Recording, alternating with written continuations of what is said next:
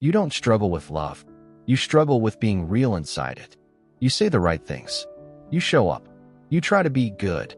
And yet, something feels slightly staged, like you're playing the role of a loving person, instead of actually resting inside love. Why does it feel like you're acting, even when you care? In the beginning, you're attentive. You text back carefully. You mirror their humor. You adjust your tone. You become what fits, not in a fake way, in a careful way. You monitor their reactions. You replay conversations later. You correct yourself in real time. This isn't romance. It's performance psychology. Over time, it gets exhausting. You start feeling unseen, even though they're right there. And when they say, "I just want you to be yourself," you freeze. Because which self? The agreeable one? The calm one? The strong one? Underneath this is a quiet fear. If you stop performing, will they still stay? Psychologically, this pattern is linked to anxious attachment and high self-monitoring. Your brain treats connection like evaluation. Love becomes an audition, and auditions are never relaxing. You're not bad at love. You adapted to it. At some point in your life, being liked was safer than being real. Maybe approval felt conditional. Maybe conflict felt dangerous.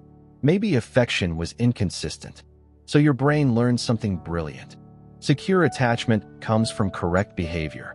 So you studied people. You learned tone shifts, micro-expressions, timing. You became emotionally intelligent. But intelligence turned into hypervigilance. This isn't a flaw. It's protection. The problem is, what protected you then is now preventing intimacy. And here's the part most people miss. Performance blocks connection. Because connection requires unpredictability. Your brain has a prediction system. In neuroscience, the brain constantly tries to reduce uncertainty. It predicts outcomes to feel safe. Think of it like a GPS. If the route is predictable, stress stays low. But love is not predictable. So your brain switches strategies. Instead of predicting them, you try to control yourself. You optimize your behavior to control their response. This activates the brain's threat detection system, especially the amygdala. The amygdala doesn't ask, "Are we authentic?" It asks, "Are we safe?" So you perform.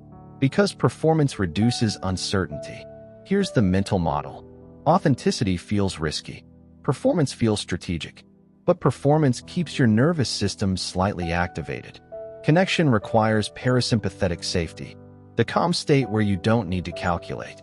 When you perform, you stay in mild fight or flight. That's why love feels tiring. Not because you don't care, because your brain thinks it's a test. We're not removing the performance overnight. We're retraining the brain. Slowly. 1. Practice micro-disappointments. What to do? Say something small that isn't optimized. A minor preference. A different opinion. Why it works. Exposure therapy reduces threat sensitivity. When your brain sees that disagreement doesn't equal abandonment, the amygdala calms. Example, instead of agreeing on the restaurant automatically, say, "Actually, I'd prefer something quieter." Notice that nothing collapses.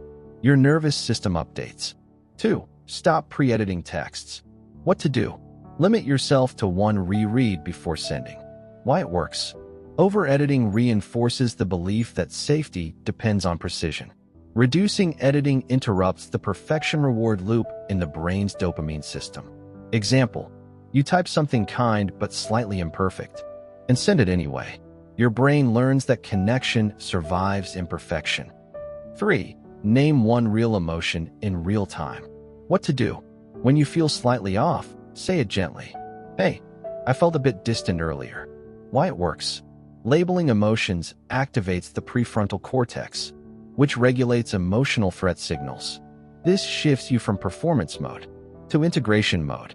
Example, instead of acting extra cheerful, you admit subtle discomfort. Intimacy increases because honesty creates predictability at a deeper level. 4. Allow silence. What to do? Don't rush to fill quiet moments. Why it works. Silence often triggers social anxiety because the brain interprets it as evaluation. Sitting through silence teaches the nervous system that presence alone is enough. Example, you sit together without speaking. You resist the urge to entertain. And slowly, your body softens. Here's the simple model. You've been treating love like a job interview, but real love isn't impressed by performance. It bonds through nervous system safety. Think of two tuning forks. If one is vibrating anxiously, the other picks it up. When you stop performing, your nervous system settles, and that calm is contagious. The shift isn't from bad at love to perfect at love. It's from performing to allowing, from strategy to presence. You don't need to become more lovable. You need to become less careful, less calculated, less edited. Because the version of you that feels risky is the version that connects. And maybe the reason love feels hard isn't because you're incapable of it. It's because you've never felt safe enough to stop acting. When you stop auditioning, you'll notice something quiet. The people who stay weren't grading you in the first place.